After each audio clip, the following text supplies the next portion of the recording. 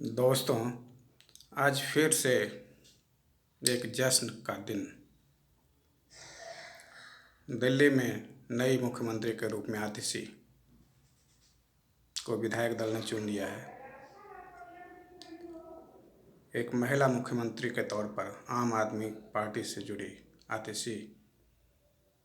की नई पारी के लिए शुभकामनाएं। और दूसरी ओर देश के प्रधानमंत्री नरेंद्र मोदी जी को जन्मदिन की हार्दिक शुभकामनाएं देते हुए मैं आज इस वीडियो में देश के राजनीतिक हालात और दिल्ली की राजनीतिक उथल पुथल, चुनावी माहौल, हरियाणा, जम्मू कश्मीर और इसके साथ ही नरेंद्र मोदी जी की तीसरी कार्यकाल के सरकार के 100 दिन पूरे होने पर कई तरह की जो घोषणाएं की गई हैं और जो बताए गए हैं कि क्या उपलब्धियां रही इन 100 दिनों के अंदर, उन तमाम मुद्दों पर चर्चा करने वाले हैं और बताने वाले हैं कि क्या कुछ चल रहा है, क्या कुछ होने वाला है। तो सबसे पहले मैं दिल्ली में आम आदमी पार्टी की बैठक और उसमें मुख्यमंत्री के तौर पर आतिशी को नेता चुने जाने पर अपनी राय बताना वाला हूँ। तो सबसे पहले मैं ये बता दूँ कि अरविंद केजरीवाल एक बार फिर से ऐसे दांव चले हैं। राजनीति में उनके तमाम दांव, ऐसे राजनीतिक दांव पेच और पब्लिक के बीच संपर्क बनाए रखने के लिए, आम लोगों से जुड़े रहने के लिए, उनकी भावनाओं से जुड़े रहने के लिए और दिल्ली के आम लोगों को सहूलियत देने के नाम पर जिस तरह के फैसले और एक नायक की भूमिका के तौर पर उन्होंने अपनी छवि और सतर्कता के साथ तमाम संपर्क साधे रखा, वो आज भी कायम दिख रहा है। और इसी वजह से वे कोई भी फैसला लेने से हिचकते नहीं हैं, चाहे वो मुख्यमंत्री के तौर पर धरने पर बैठ जाना हो, चाहे कुछ ही दिनों में इस्तीफ़ा दे देना मुख्यमंत्री पद से, जो इतना आसान नहीं होता किसी के लिए। और इस बार जब उनके पास लगातार 2 बार से प्रचंड बहुमत मिल रही है और इस बार जब उनकी छवि को फिर से गहरा आघात पहुंचाने की राजनीतिक साजिश रची गई, उन्हें गिरफ्तार करवाया गया, तमाम एजेंसियों के द्वारा एक के बाद एक गिरफ्तारियां की गई। जब ईडी की गिरफ्तारी से छूटने का वक्त आने वाला था, उसी समय सीबीआई ने उन्हें गिरफ्तार किया और इसको लेकर अदालतों में भी आपने सुना कैसी कठोर टिप्पणियां सीबीआई पर की गई। भाजपा के लोग अनाप शनाप बकते रहे, जब तब जैसे तैसे जो मन में आया इस तरह की बातें करते रहे। लेकिन जब अदालतों में जहां मामले चल रहे हैं वहां की टिप्पणियों पर गौर करें तो जाहिर होता है कि अरविंद केजरीवाल उतने गुनहगार नहीं हैं जितना प्रचारित किया जा रहा है, जितना भाजपा के प्रोपेगेंडा गैंग के द्वारा जिस तरह की बातें की जा रही है, जैसे आरोप लगाए जा रहे हैं। अदालतों में कहीं मामला टिकने वाला दिख नहीं रहा, क्योंकि न तो कोई मनी ट्रेल मिला है और इसी सब आधार पर सुप्रीम कोर्ट जब बार बार इन मामलों पर टिप्पणियां करती हैं, चाहे मनीष सिसोदिया को बेल देने के समय की टिप्पणी हो या अरविंद केजरीवाल को बेल देने के समय अदालत की टिप्पणी देख लें। इन्फोर्समेंट डायरेक्टोरेट, प्रत्यर्पण निदेशालय और केंद्रीय जांच bureau, central investigation bureau, CBI, इन तमाम एजेंसियों की कार्य प्रणाली और उसके साथ साथ अदालतों की कार्यवाही को भी, उसकी भी आलोचना की गई। सुप्रीम कोर्ट ने, ट्रायल कोर्ट, हाई कोर्ट, तमाम अदालतों के रुख पर भी आपत्ति जताई और सीबीआई और ईडी को तो फटकार लगाई ही गई। सरकार का तोता कहा गया। सरकारी मंशा को भांपते हुए कार्य करने वाली ऐसी एजेंसी जो राजनीतिक टूल के तौर पर इस्तेमाल होती जा रही है, ऐसी एजेंसियों की विश्वसनीयता और उसकी कार्यशैली गंभीर चिंता का विषय है। आम लोगों में इसको लेकर जिस तरह से धारणाएं बन रही हैं और इनके दुरुपयोग के मामले भी सामने आ रहे हैं। तमाम राजनीतिक मामले, बड़े बड़े मामले, घोटालों के बड़े बड़े आरोप वाले मामले, जिनमें न कहीं किन्हीं को सजा होती है, न कहीं किन्हीं को उनके बारे में पर्याप्त इनको साक्ष्य मिल पाता है, तो एक तरह से वो हवा बना रह जाता है। 2G घोटाला आपने सुना होगा, किस तरह से षड्यंत्र करके 2G घोटाले के नाम पर बताया गया कि 2.25 लाख करोड़ रुपए का घोटाला हुआ है, जबकि किसी पर न तो कोई चार्ज सिद्ध हो पाया, न किसी को दंडित किया जा सका है, इतने दशक बीत जाने के बाद भी। तो साफ है कि इस तरह से जब मामले चलेंगे और लंबे खींचेंगे और सिर्फ टाइम पास करके अपनी राजनीति साधने के लिए जब जब चुनाव आएंगे तब मामलों को आगे बढ़ाता है, और जब चुनाव खत्म हो जाते हैं तो मामले ठंडे बस्ते में चले जाते हैं। तमाम एजेंसियां फिर दूसरे किसी शिकार की ओर चल देती हैं। इस तरह एक के बाद एक मामले सामने आते हैं और फिर उन पर आगे कुछ होता नहीं है। तो इस तरह जो हथकंडा अपनाया जाता है, जिस तरह की कार्यशैली, जिस तरह की साजिशें, जिस तरह के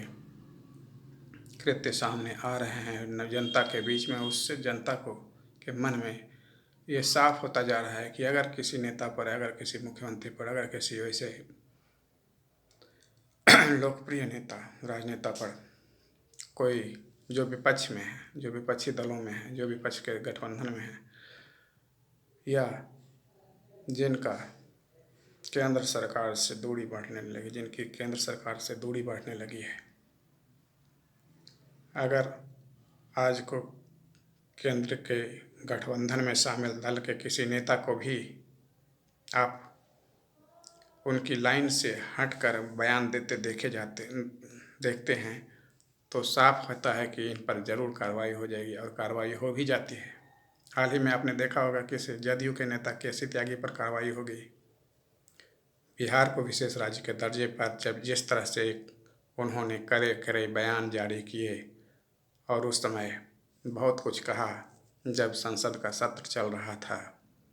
इधर मीडिया में और तमाम जगहों पर पार्टी की लाइन को विस्तार से बताते हुए उन्होंने बिहार को विशेष राज्य का दर्जा देने को लेकर जिस तरह के बयान जारी किए कि बिहार को विशेष राज्य का दर्जा मिलना चाहिए, अगर नहीं मिलता है तो इसके गंभीर परिणाम हो सकते हैं, तमाम तरह की बातें की। और फिर उसके बाद क्या हुआ, आपने सुना होगा कि केसी त्यागी जी को पार्टी से उस पद से हटा दिया गया जहां जिस हैसियत से वे अपनी बातें रख रहे थे। जाहिर है नीतीश सरकार को, जदयू को बिहार के विशेष राज्य के दर्जे को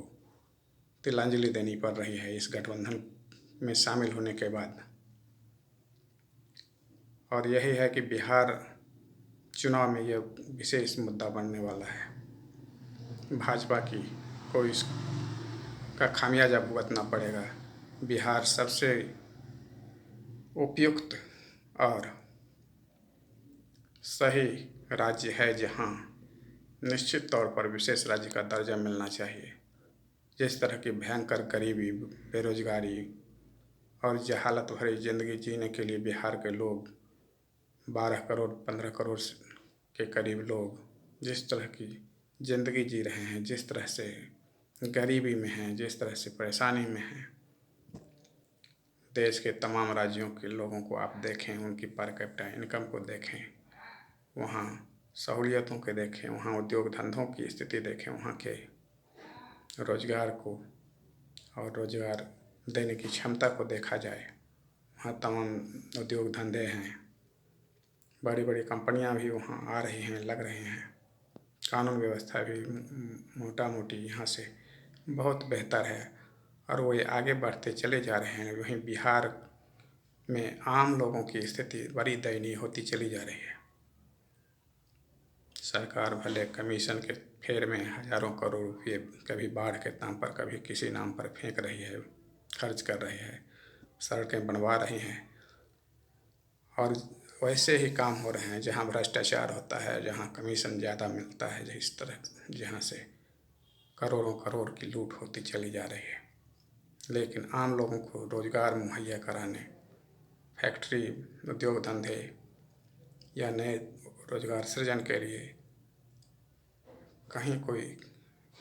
ठोस कदम नहीं दिख रहे। अभी भी आपको ट्रेनों में भर भर कर देश के सुदूर सुदूर कोनों तक बिहार के लोगों को जाते हुए देखना कोई आश्चर्य पैदा करने वाला बात नहीं है। कभी भी ऐसी स्थिति नहीं रही कि बिहार के लोगों को अपने प्रदेश में स्वाभिमान के साथ जीने का और उन जीवन यापन की व्यवस्था के लिए रोजगार और तमाम काम धंधे मिल रहे हों। ऐसी स्थिति न तो लाने का प्रयास किया जा रहा है, सिर्फ चुनावी वादे, चुनावों के समय इस तरह की बातें करते हैं और बाद में फिर स्थिति जस की तस रह जाती है। इसके क्या मूल वजह है, इसके पीछे तमाम वजहों को खंगाला गया, तमाम चीज़ें की गई। हालांकि नीतीश सरकार ने बहुत सारे कार्य किए, लेकिन कानून व्यवस्था कभी भी बिगड़ जाती है, कभी भी कुछ भी। और यही सब वजह रही होगी कि किसी भी उद्योग धंधे ने, बड़ी बड़ी कंपनियों ने यहाँ पूंजी निवेश करने से में रुचि नहीं दिखाई है और बिहार की स्थिति उसी तरह है जिस तरह जंगल राज के समय जो कहा जाता है, लालू के समय जंगल राज की स्थिति उससे बहुत ज़्यादा बेहतर काम धंधे और रोजगार या इनकम बढ़ने के मामले में बिहार के लोगों की नहीं हुई है। परिस्थिति उतनी सुधरी नहीं है और राजनीति करने वाला राजनीति कर रहे हैं। तो इसलिए मेरा कहना ये था कि सबसे उपयुक्त और सबसे उचित यही होना है कि बिहार को विशेष राज्य का दर्जा मिले और यहाँ इस तरह की नीतियाँ और पैकेज पर काम हो जिससे इनका बिहार के लोगों का, बिहार की परिस्थिति और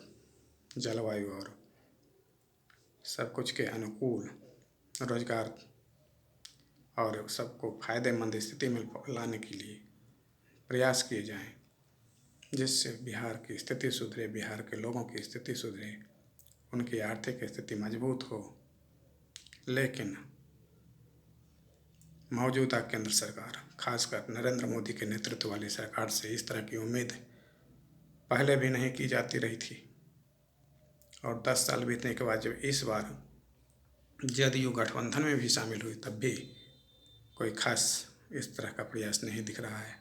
कोई दबाव नहीं दिख रहा है। और जब इस तरह का बयान दिया गया केसी त्यागी के द्वारा, जदयू के नेता के द्वारा उस समय दबाव बनाने की कोशिश की गई तो उन्हें किस तरह से किनारे किया गया, पार्टी से भी किनारे कर दिया गया, ये आपने देखा। जाहिर है इनकी मंशा साफ नहीं है बिहार को लेकर। दूसरी बात, दिल्ली में आप देख ही रहे हैं, दिल्ली में आप किस तरह से सरकार को कामकाज करने के से रोकने के लिए पिछले 1 सालों से, 1.5 सालों से जिस तरह से केंद्रीय गृह मंत्रालय पूरी तरह से जुट गया है, लग गया है और एलजी के जरिए एलजी को तमाम शक्तियां देते हुए राज्य की विधानसभा को शक्तिहीन करने का प्रयास किया गया। केंद्र से संशोधन किया गया बिल में, दिल्ली सेवा बिल के बहाने, और उस बिल के बहाने जो संशोधन हुए उसके बाद भी दिल्ली के लोगों के लिए केंद्र से कोई खास या एलजी के जरिए कोई खास ऐसे निर्णय या ऐसे फैसले, ऐसी कोई कार्य नहीं किए गए जिससे कि लोगों को लाभ हो, लोगों का फ़ायदा हो, दिल्ली के आम लोगों और वहाँ की कानून व्यवस्था सुधरे। वहाँ अभी भी तमाम बहुत सारी परेशानियां बनी हैं और एलजी राज्य सरकार पर और राज्य सरकार एलजी पर एक दूसरे पर आरोप लगाते रहते हैं। लेकिन आम लोगों को क्या, आम लोगों को तो काम चाहिए, उन्हें सुविधा चाहिए, उन्हें तमाम प्रशासनिक सहूलियत, भ्रष्टाचार मुक्त शासन और विकास चाहिए। अगर ऐसा नहीं मिल रहा, ऐसा नहीं हो रहा, ऐसा नहीं किया जा रहा और इसके पीछे कोई कुत्सित प्रयास किए जा रहे हैं, षड्यंत्र रचे जा रहे हैं और उन्हें काम करने से रोकने का कोई ऐसा भान हो रहा है, तो जाहिर है आम लोग उसको संज्ञान में लेते हुए आगे निर्णय करेंगे।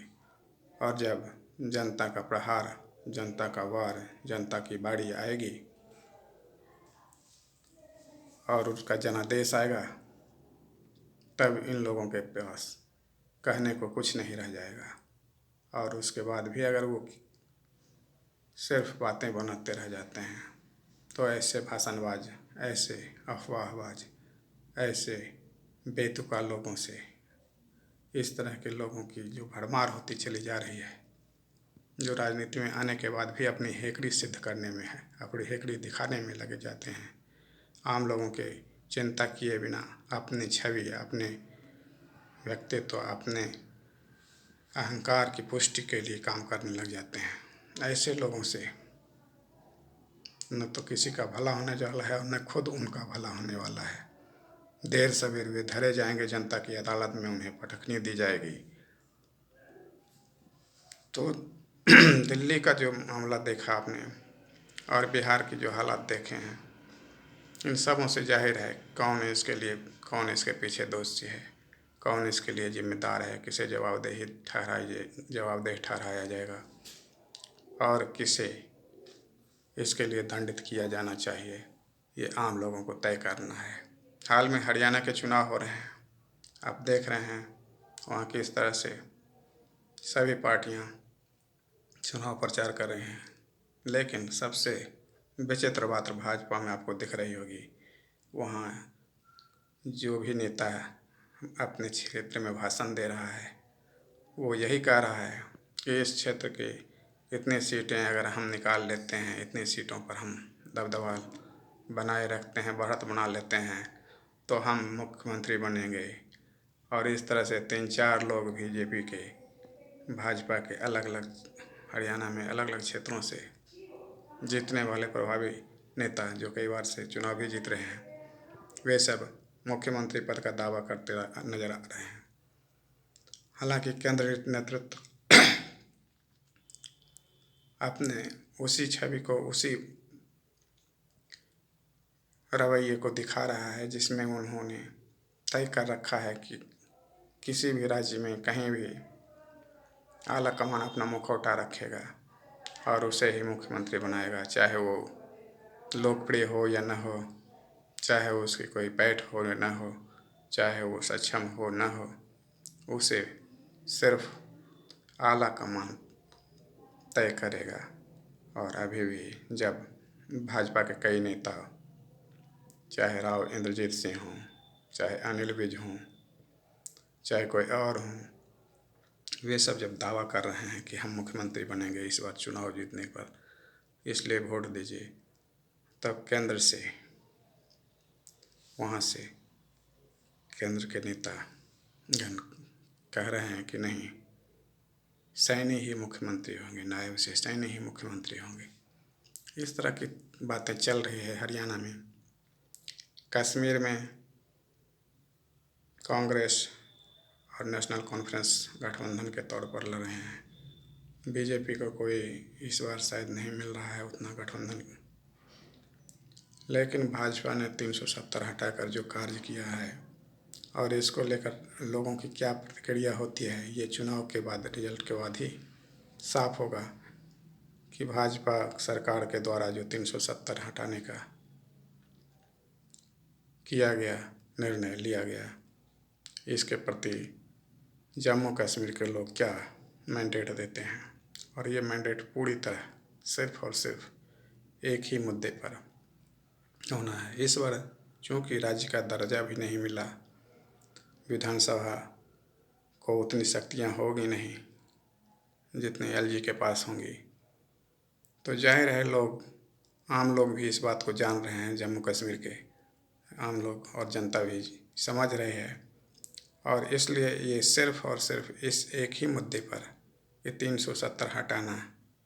कहाँ तक सही, कहाँ तक गलत, कहाँ कैसा है, अच्छा है निर्णय या सही रहा या गलत रहा, और इसके जो प्रभाव पिछले कुछ सालों से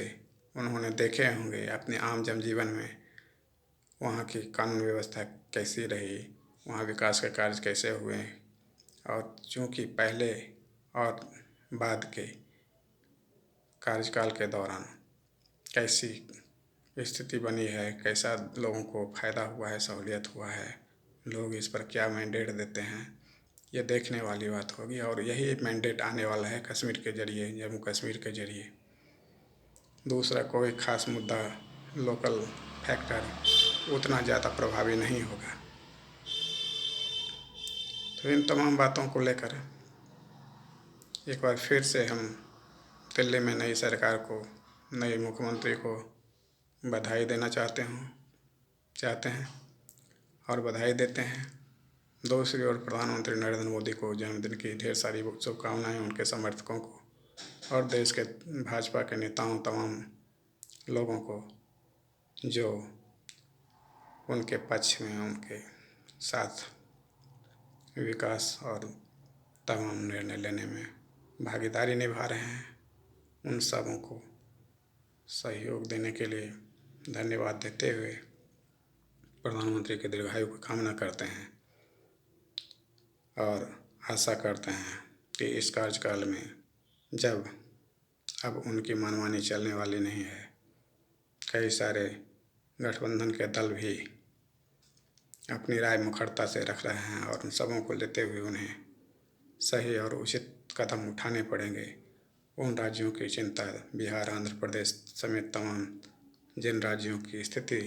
बहुत दयनीय होती चली जा रही है, उन लोगों की, वहाँ के लोगों की, वहाँ के नागरिकों की चिंता को प्राथमिकता देनी होगी। अगर नहीं देते हैं तो उनके लिए राह आसान नहीं होने वाली है। अगर राह आसान भी लोग करते चले जाते हैं तो आम लोग, आम जनता, चाहे वो बिहार की जनता हो चाहे किसी और राज्य की, वो इन सही चीज़ों को देख रही है, वो अपना निर्णय देगी और उन्हें अपने हित में स्वतंत्र रूप से